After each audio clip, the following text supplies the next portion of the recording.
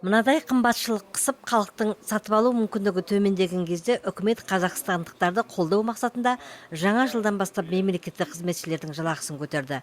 Қазақмыс корпорациясы, Казцинк жауапкершілігі шектеулі серіктестігі, Евразия тобы мен өзге де топтар өздерінің жұмыскерлеріне қолдау көрсететіндіктерін мәлімдеді.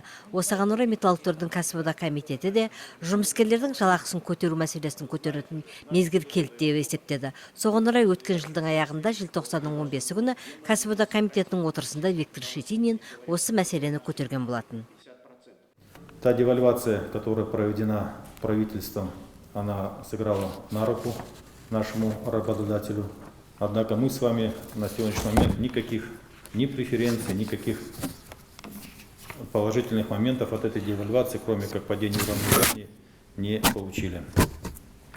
В частности, по стальному департаменту у нас наблюдается снижение заработной платы, несмотря на эту девальвацию. Если в октябре месяце средняя зарплата по комбинату была 150 309 тенге, то в ноябре месяце она уже упала до 141 606 тенге. То есть налицо почти что 10 тысяч падения заработной платы. Значит, один из главных факторов здесь: нам в течение 2 месяцев не платят премию за отгрузку готового проката. Значит, по ноябрю месяцу мы считаем, что это было сделано целенаправленно. Значит, до выплаты премии нам не хватило 1700 тонн. То при среднесуточной отгрузке в пределах от 8 до 10 тысяч тонн, 1700 тонн просто в тупую не отгрузили, и весь коллектив лишился премии. Вот 2 месяца мы не получаем премию. Жылдың аяғында бас директор Махадеван кәсіподақ комитетінің ұсынысына жауабын берді. Онда теңгенің девальвациясы барлық қиындықтарды шешпегендігін айтылған. Комбинат басшысы бәсекелестері Ресей мен Қытайдың Қазақстанның ішкі саудасында өз импортын көтеріп жіберген. Кәсіпорынның қаржылық жағдайының өзге де қиыншылықтарын тізбелеп шыққан бас директор кәсіподақ белсенділердің жұмыскерлердің жалақысын көтеру туралы ұсынысын қолдамайтындығын білдірген. Осындай жауаптың болатынын белгіледі. Өткеннің 15 желтоқсанда өткен басқосуға қатысқан компания өкілдері өз емеурін бәрін білдірген болатын. Желаемой встречи с вами, но, конечно, сегодняшняя встреча мне несколько не совсем понятна. Сейчас поясню почему. Я думаю, что вы прекрасно все знаете ситуацию, в какой мы были весь этот год.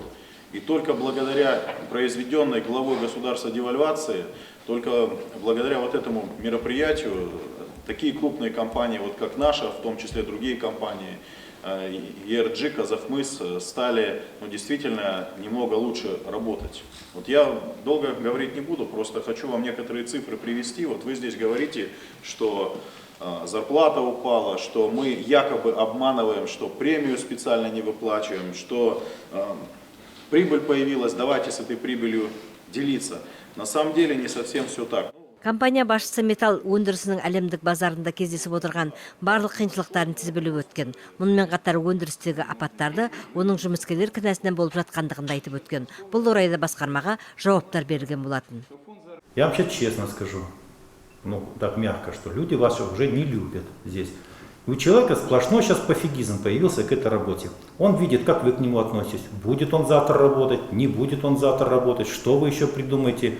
Углефабрику в угольный департамент. Накувыркались, хотя специалисты наши говорили, что вы за глупость делаете. Все, накувыркались 3-4 года, сейчас углефабрику вернули обратно. ЦЗЛ с ОТК объединили, накувыркались, разъединили. Сейчас еще какую-то структуру делайте. Вот у меня такое чувство, что производственники у нас идут верной дорогой, правильно, спят на этом производстве, суббота, воскресенье, праздник. Служба персонала у нас идет своей дороги. И вы никогда не пересекетесь. Никогда вы не будете работать, ваша служба, на общее дело. Ваша задача только сократить. Все. Нового абсолютно вы ничего на этот комбинат не принесли. Да, аварийность сумасшедшая, скипы падает. А вы посмотрите, я же с ремонтниками общаюсь. Ремонтники перестали заниматься профилактикой. Работают от аварии до аварии. Вот это, что вы создали, сейчас этот верблюда этого создали. Сейчас ремонтники прокатных цехов бегают только с одного цеха, с одного стана на другой стан.